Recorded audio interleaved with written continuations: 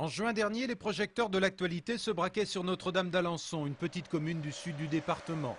Une jeune femme de 30 ans venait d'y être tuée par son compagnon qui avait déjà fait l'objet de signalements pour violence conjugale.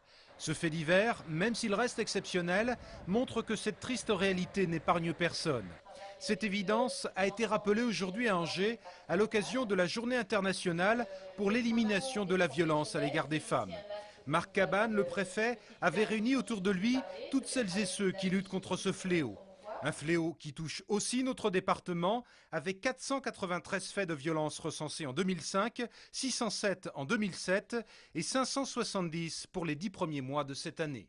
Le fait que dans une société comme la société française, 165 femmes meurent chaque année victimes des violences de leurs conjoints, que nous ayons à peu près 50 000 faits au plan national de violences, qui sont des délits, qui sont commis donc envers les femmes, c'est un signe, c'est pas un signe de bonne santé.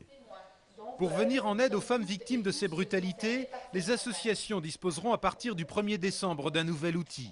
La préfecture a en effet annoncé aujourd'hui la mise à disposition de 4 logements, dont 2 à Angers, qui permettront d'extraire du milieu conjugal les maris ou les compagnons violents.